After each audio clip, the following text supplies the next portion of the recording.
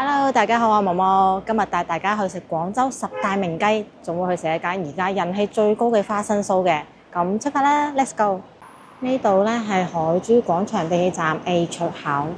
咁我哋要食嘅第一間店咧喺海珠橋嘅另外一邊橋腳，我就帶大家行過去啊！依間海珠橋咧係有4條樓梯行上去嘅。而且因為呢條橋非常之有意義啊，係整得最靚嘅一條橋，裝飾咗好多歷史相關嘅雕刻。因為海珠橋咧係廣州第一座跨江大橋，佢咧係用擲海珠石填江賣地賺嘅錢起嘅。1933年建成，1949年民國撤退嗰陣時咧炸毀，直到1950年先至重建返。如果對海珠石歷史有興趣嘅，可以睇返我哋大三元嗰期影片喎。依家咧就睇返我哋嘅身後，就會見到廣州賓館同埋華夏大酒店。大三元嗰期我都有介紹呢兩間酒店嘅。海珠橋橫跨嘅咧就係珠江。提到珠江咧，遊客最熟知嘅就應該珠江夜遊啦。唔知有冇觀眾有興趣呢？反正行橋咁遠，我又介紹一下。呢個方向咧就係長堤碼頭，而另外一邊咧就係天字碼頭。如果上珠江夜遊，我會建議喺呢兩個碼頭度坐。航線最長嘅係西堤碼頭線，全程90分鐘，會按順序途經長堤、海珠橋、天字碼頭、星海音樂廳、海心橋、廣州塔、海心沙、花城廣場、獵德大橋。而航線第二長嘅係天字碼頭線，70分鐘。對比西堤碼頭線呢，係少咗長堤同海珠橋嘅，而後邊嘅行程呢都一樣。我認為呢係最合適嘅，時長合適，最靚嘅風景呢又可以睇齊。咁有微信 WeChat 嘅可以搜索廣州水上公交公眾號，提前買飛。記得喎，一定要買夜晚10點鐘之前結束嘅班次，因為10點鐘之後呢就會開始關燈㗎啦。11點呢就會完全關晒燈。咁各部船呢都唔同樣嘅，就睇自己嘅選擇啦。有啲船呢係會包小食嘅，有啲呢就唔包，自己就留意下咯。我個人呢就覺得最好買頂層露天嘅位置，影相呢會好睇好多，而且夜晚都唔怕晒。咁如果冇微信 WeChat 嘅呢，就要提前去碼頭嗰度買飛啦。最好就提早幾個鐘去買啦，買完飛再去食飯，唔係返嚟呢就只能買黃牛飛啦。唔好羨慕我而家拍片天氣咁好喎，其實我已經冒住40度嘅高溫啦。冇錯，上一期我仲講緊30度嘅高溫，今日廣州已經達到咗40度嘅高溫啦，真係非洲人都要曬到懵啦。所以出門真係記一擔遮帶水。行到差唔多落橋啦，就係我哋要食嘅第一間鋪頭位置，見唔見到啊？黑底紅字，金色大大隻嘅咧。人哋都話馳名省港澳啦，我今日就過嚟睇睇，係咪真係有本事馳名省港澳？呢間呢就係九記路邊雞。上世紀30年代有個叫九叔嘅人喺廣大路邊賣雞，所以呢就叫做九記路邊雞啦。咁到咗80年代啊，九叔嘅後人呢就重新開返咗九記路邊雞。名頭就好大，咁佢除咗做雞出名之外呢，而家仲有做海鮮嘅。咁呢度嘅廣州十大名雞呢，係九記雞王，70蚊半隻，138蚊一隻。不過而家呢，出名嘅係九記谷腔雞，睇個價格就知啦，98蚊半隻，188蚊一隻，足足比雞王貴成50蚊㗎。我哋而家入去攞位坐低先。不過係出名吊水玩喎，原來入邊藏咗咁大個玩魚池喎，睇上去仲要特別生猛添喎。行咗入嚟咧，就真係別有洞天啦！估唔到門口仔咁細，入邊個空間咁大嘅喎，有一個大廳，亦都有個偏廳嘅。裝修嚟講屬於街坊飯堂，企理嘅亦都唔豪華。不過街坊飯堂咧都有一個通病，就係會比較嘈一啲啦。特別係個偏廳啊，回音好大啊，行入去咧就覺得好嘈啦。我哋睇咗菜單先，咁佢呢度最出名嘅咧，而家係焗炕雞，可以揀白切、手撕、紅葱頭淋。咁我哋而家要食白切啦，咁先試得出隻雞究竟靚唔靚噶嘛？話晒98蚊先得半隻，咁貴嘅雞唔好嘥到佢。咁除咗雞之外咧，仲有鵝啊、鴨啊、散件呢啲嘅，按喜好點。比較特色嘅咧，我覺得呢度飲靚湯，真係太家常靚湯啦！竟然有綿茵陳煲赤小豆喎，仲有雞骨草豬橫脷湯喎，真係我媽先中意煲俾我飲嘅湯啦，非常之家常口味。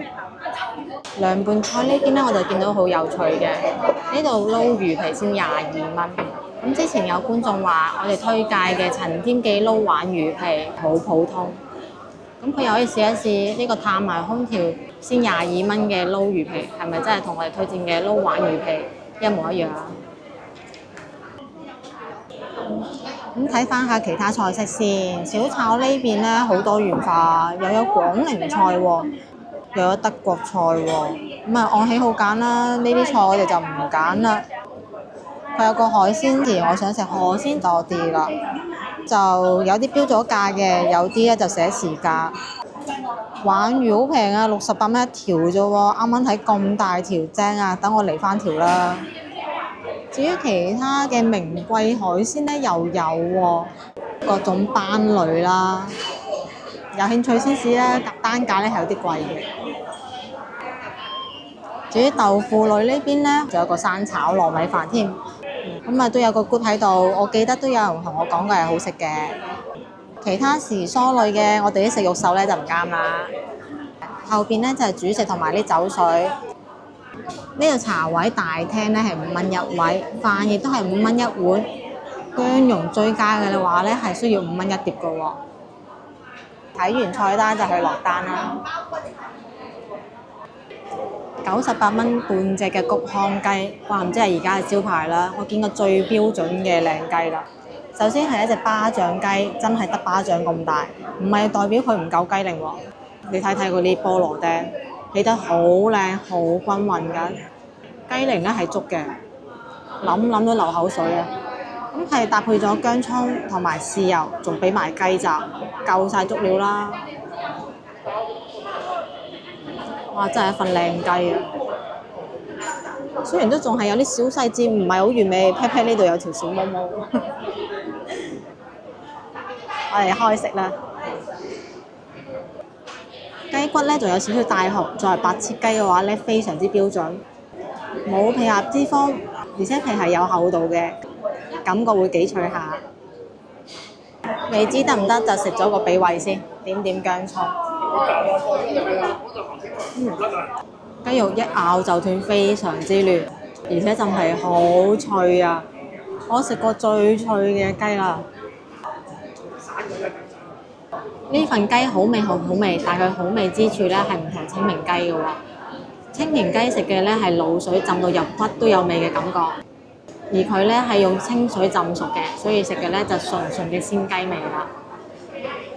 既然咁靚，梗係睇下隻雞胸用得唔得啦。真係一咬就開嘅喎，雞胸肉都唔差，都好嫩滑。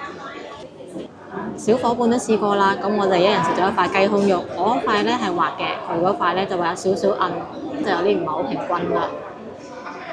成份雞熟得好均勻嘅，都係咁樣輕微帶血。如果接受到呢種程度嘅話咧，呢份雞皮咁爽咧，就真係最高嘅享受。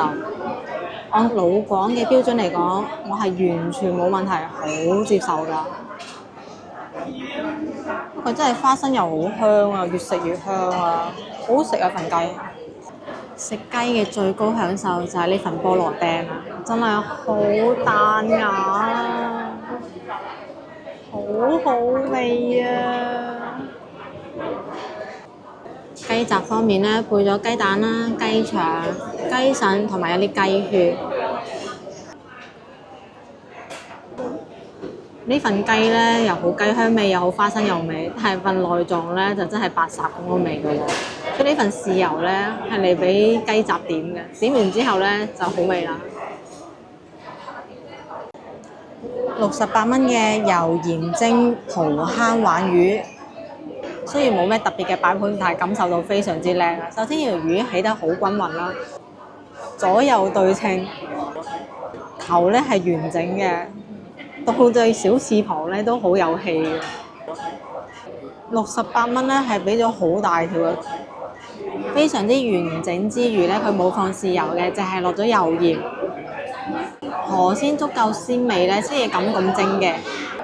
唔夠鮮味嘅話，咁樣蒸出嚟真係寡又淡㗎啦。而且上菜嗰陣時咧，嗰啲咧係辣手㗎，佢連碟蒸㗎。加入拋開睇睇，蝦就嚟肉㗎啦，靚啊！啲肉一疏疏㗎，正啊！咁鯇魚雖然有骨，但係佢啲骨好大條嘅，就冇咁容易慘親。食嗰陣時留意一下就得㗎啦。大大疏肉嘅，哇！好鮮甜，好滑，係真係食到魚嘅鮮甜味嘅話，呢種煮法咧，果然係最可以保留到魚肉嘅鮮味。吊水鯇嘅做法，咩叫吊水鯇咧？即係唔俾條魚食嘢，啲肉質咧變得更加緊實。咁食起身咧，唔單止口感會變得緊實，魚肉嘅鮮味咧亦都會更加明顯。咁油鹽呢咁簡單嘅材料咧，其實都係為咗凸顯河鮮嗰種鮮味嘅。咁除咗鮮味之外咧，我仲食得出嗰個花生油咧，真係非常之香。好勁啊！就得個裝飾用嘅芫茜，一條裝飾用嘅辣椒圈，呢兩份嘢都冇味㗎，全靠條魚本身嘅鮮味。吊水鯇真係好適合撈油鹽嘅做法，食飽飽清盤去埋單走人啦。今日嘅兩份菜式咧，味道嚟講都非常之滿意，但係睇埋個價格嘅話咧，我覺得卜湯雞稍為偏貴咗少少咯。而油鹽蒸鯇魚咧，性價比就非常之高啦。難怪幾乎每台都點啦，街坊果然係最識食嘅。我哋埋單咯，埋單啦，可以數碼支付，亦都可以俾現金嘅。176蚊，我數你啊。哦，好，消費咗176蚊。使完錢啦，都係次次都自費食噶啦，咁先食得開心又快樂噶嘛。食完走人，我哋行呢個方向，出發。呢兩道菜咧，睇似做法好簡單，一個係白切雞啊，一個咧就油鹽蒸，但係對原材料要求咧，其實都好高㗎。而家穿過沿海珠橋，我哋就向右手邊嘅方向一直行。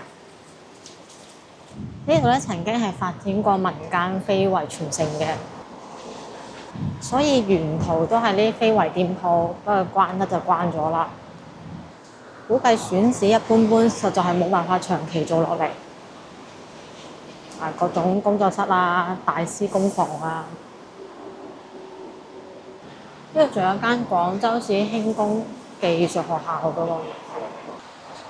未試過行咁窄嘅騎樓啊！呢條街真係非常之窄啊，中間仲要擺條柱喺度。而且而家好多電雞都會行上人行道，行呢條路仔啊！真係打醒12分精神。啲蛋雕工作室啊，南一仲開緊喎，而且擺咗好多作品喺度。你睇下啱啱大晴天，而家咧就落雨。唉，所以唔係話我特登營造好天氣，而係呢個天氣實在5時花6時變。呢間就係嗰個輕工職業學校啦，都係屬於比較老嘅職中啦。其實咧考完試就已經差唔多放寒暑假啦，所以撞到嘅學生咧就會越嚟越少。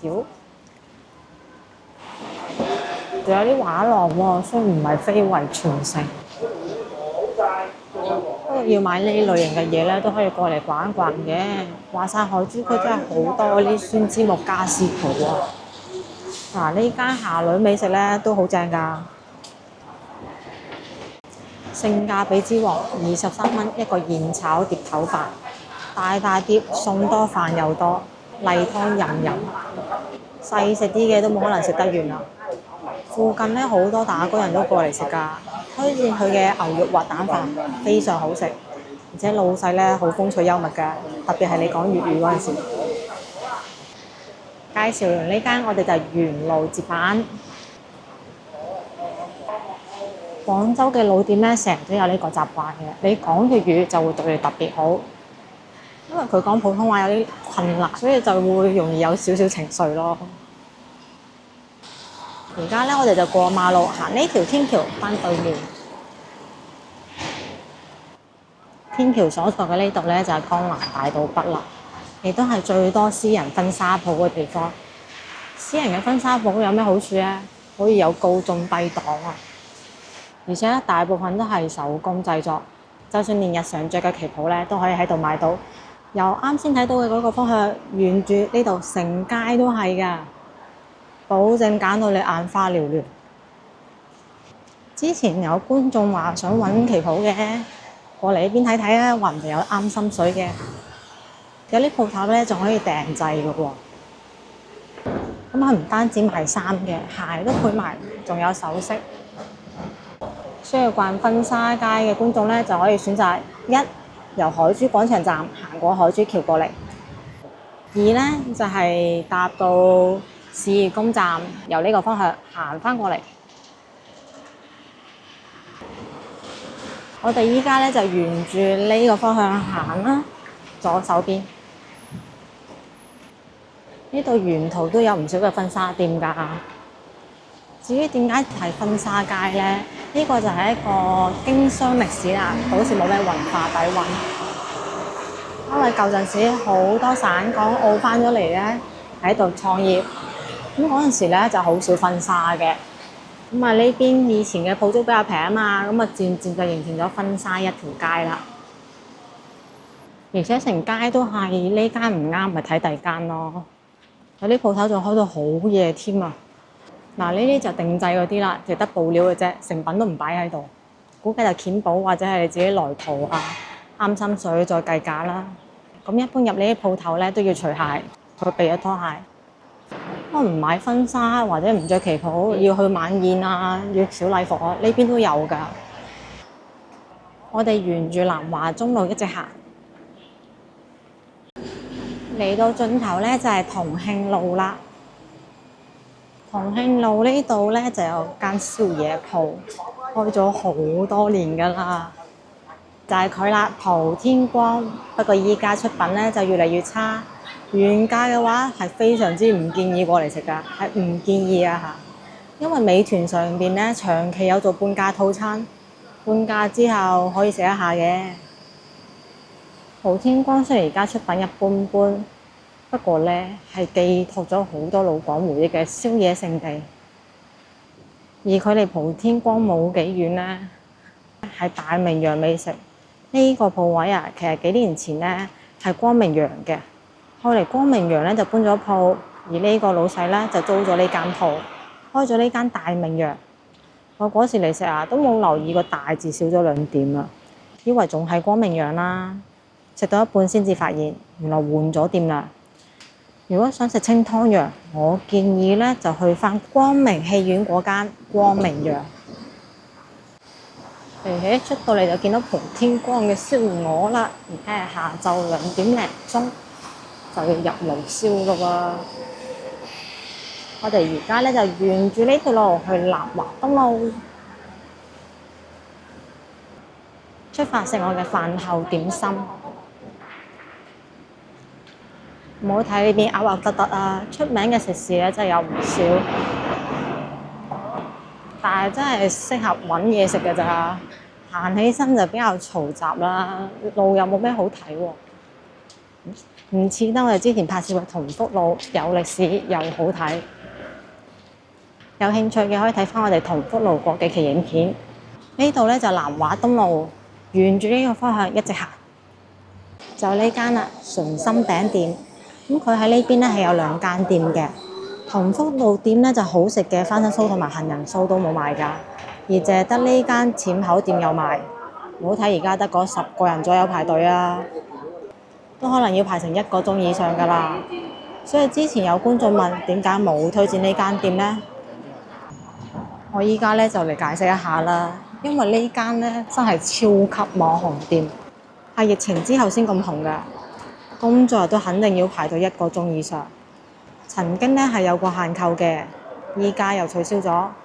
咁好多代購一買咧就買10幾斤嘅，而且出名態度服務差。無論其他員工幾得閒，花生酥、杏仁酥都係得一個人打包清楚，仲會專登放慢動作嚟做嘢喎。唉，所以之前咪冇推薦呢間店咯。我係留意咗一下，佢一盤花生酥咧，大概只可以裝到3斤到嘅咋。可能而家係中午，今日又成40度高溫喎，就少啲人排隊，冇咁艱苦，都就快到我啦。唔該，花生酥跟杏仁酥啊。因為其實唔買花生酥同杏仁酥嘅話咧，係唔需要排隊嘅。除咗出名嘅酥之外咧，其實仲有雪花酥啦、綠豆餅啦、麥芽糖馬仔或者係香蕉糕呢類型，比較傳統嘅點心嚟嘅。咁啊，街坊咧除咗會買花生酥之外咧，亦都係會幫襯買呢啲嘅，因為定價確實唔算高。勝利品排咗1個鐘頭啊！咁啊，白色膠袋入邊呢個紅袋咧係收1蚊一個㗎。而家咧就買完咗純心啦。咁其實純心餅店呢個鋪位咧，本身都係做餅嘅喎，係曾經好出名嘅脆香餅家。而佢後邊呢個南華中路425號呢個位置咧，其實都好出名㗎，係三餘樓嘅舊址，始建於清光緒年間，1938年10月，日軍侵佔廣州，三餘樓咧就被日軍佔用，改咗做豆腐作坊。戰後茶樓復業，改名為三餘大酒樓。咁到咗1949年啦，三餘都係河南最大嘅茶樓酒家。以前嘅河南即係而家嘅海珠區，後嚟嘅三餘大酒樓咧公私合營，老闆就去咗香港。去到1998年啦，三餘咧就出租咗俾南海城，改名為三餘南海城海鮮酒家。直到最後經營不善結業咗，就變咗做金坤酒店，依家咧就變咗到其他商鋪咯。依家咧就講完咗歷史，我哋去買埋另外一間餅店嘅，先至同純心嘅一齊做對比啊！咁馬路對面咧就係淺口市場啦。淺口市場最大嘅特色咧就有好多傳統嘅餅店，而且價格實惠，出品都比較好。依家喺門口呢度咧仲新開咗一間香港讚記禮餅。唔知同香港嗰間係咪同一間呢？咁我哋要買嘅另外一間餅店咧，就唔係佢，而係一間老字號國強餅店。咁賣嘅品種咧，其實同純心係完全一樣嘅。至於味道有咩區別，我哋就過嚟試一試。最大優勢睇到啦，唔使排隊啊！呢度嘅杏仁酥咧係15蚊一斤，而有一個杏仁一口酥咧係要30蚊一斤嘅喎。至於花生酥咧，就同純心嘅一樣價錢，10蚊一斤。仲有甜蛋散添喎，25蚊一斤。哇！睇個賣相就有啲誘人啦。佢嘅鋪頭咧就大好多，賣嘅種類咧其實我覺得係會更加多嘅，因為多咗好多麵包類嘅，仲有腰果酥添喎。唔該，半斤花生酥。要唔要一斤啊？一斤免費打包。微信收款本人。而且因為呢邊冇咁多人排隊啊，係可以試完之後咧再買㗎，服務態度好好多。起提我嘅半斤花生酥，用時1分鐘啦。先試咗個杏仁酥先。咁純心嘅話咧，要有呢個紅色禮品袋咧，係需要俾1蚊雞嘅。國強咧，你只要買滿1斤嘢，佢係會免費送呢個禮品袋俾你嘅。因為新鮮出爐啊，所以酥類咧係唔建議你即刻封口㗎。如果咪回咗水氣咧，就唔酥㗎啦，會淋身。呢粒咧係杏仁酥，價值13蚊一斤嘅，唔計袋錢啊！我試試個味道啊！哇，好酥啊！一咬落去咧，碎粉嗰種酥啊，而且咧味道好勁啊，好濃郁啊，好似飲咗成支露露杏仁露咁樣，非常之濃郁嘅杏仁味。不過咧，到最後咧係會有少少鹹味嘅喎，我覺得調味有少少偏鹹咯。但杏仁俾嘅質量咧真係高，俾咗好多，而且係好完整嘅一塊，咬落去咧好有薄脆片嘅感覺，我覺得幾好食啊！而且杏仁咧好有營養，不過咧食得多唔係好友好咯，都係因住你食啊。至於花生酥咧就一樣價錢10蚊一斤，呢一份咧就純心啦，而呢一份咧就國強嘅花生酥，淨係睇個樣咧，揾唔揾到有咩區別咧？係咪完全唔一樣咧？呢個咧係國強嘅，而呢個咧係純心嘅，都係一樣花生酥，但個樣係咪差好遠咧？國強外邊咧係烘咗嘅，純心嘅咧就比較似直接同花生撈埋一齊。咁我試下個味道又有咩區別？試咗出名嘅純心先啦，話晒使咗我60分鐘排隊喎。純心嘅花生酥咧，味道係鹹花生酥嚟嘅喎，俾咗好大粒花生。不過佢呢種酥咧就唔係話即係咬落去好酥化一種，而係有少少屬於硬酥嘅感覺。所以如果收音清晰嘅話，你應該聽到我咬落去咧係咔一聲嘅。而且唔知係撈粉唔勻啦，定係俾嘅係華鹽花生，反正食到花生嗰度咧會覺得比較鹹。完咗純心就輪到國強啦。依家咧就兩款都試過啦。先講味道啊，兩款嘅味道咧係非常之相似嘅。咁再講一下區別，國強嘅口感咧係比較酥一啲嘅，但係用料方面咧純心係優秀好多㗎。無論係油嘅香味啦，定抑或係花生嘅用料咧都靚好多。質量咧，就算鏡頭前面嘅你哋都可以用眼嚟睇到啦，邊個好啲，邊個差啲，一目了然。國強嘅呢種放得燶啲啦，選材差啲啦。如果話要用60分鐘嚟買呢一袋花生酥嘅話，我又真係唔係好覺得值喎。怪唔知街坊咧都係比較支持國強啦，因為行過就買得到啦。所以如果路過見到純心冇人排嘅話，排佢啊，值得擁有嘅。但如果超過呢個時間，就要認真諗一諗啦。咁我哋咧就出發去食下一間啦。甜品唔頂肚啊，要揾個第樣先。喺國強旁邊嘅呢條路度行落去，因為係市場攤位，梗係市場嘅攤位啦。有食雜店啦，買菜買肉啦，煲湯料。不過呢個羊肚菌300幾蚊一斤喎。今年呢啲羊肚菌其實平晒㗎，去益德路嘅話咧，200零蚊都買到唔錯㗎啦。我哋而家咧就轉入去呢度，哇！見到廣州大名鼎鼎嘅嫁女餅專業戶啊，讚記龍鳳禮餅。廣州邊間賣嫁女餅最好咧？我都係會推薦讚記。首先分店足夠多，而且真係老字號，出品比較平均，好多街坊咧都會自己買嚟食嗰種。確實係而家啲人結婚咧都仲會揀嘅嫁女餅碟。我仲有鞋底餅都好特色㗎，俾一個鞋底餅啊！呢個鞋底餅嗱，消費6蚊雞。嗰條過嚟買傳統嗰啲啊，係啊，其他地方冇嘅。好嘅，唔該。呢份咧就鞋底餅啦，非常之傳統嘅餅類。你睇下見識啦。鞋底餅咧係冬瓜蓉嘅，會加少少芝麻嚟調味啦，仲會落南乳。睇下而家嘅出品味道點先。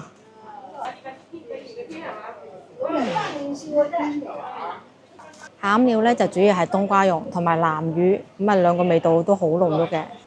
口感嘅話咧係屬於軟嘅，外邊比較酥。不過真係買少見少啦，好少見到地方有得賣鞋底餅啊！最緊要啊，唔係好甜嘅一隻餅，好輕微嘅甜味嚟嘅咋，非常之推薦一試啦。今日視頻咧就到呢度啦，中意個視頻嘅話記得關注頻道喎，點個 like 翻去俾朋友仔，我哋下期見啦，拜拜。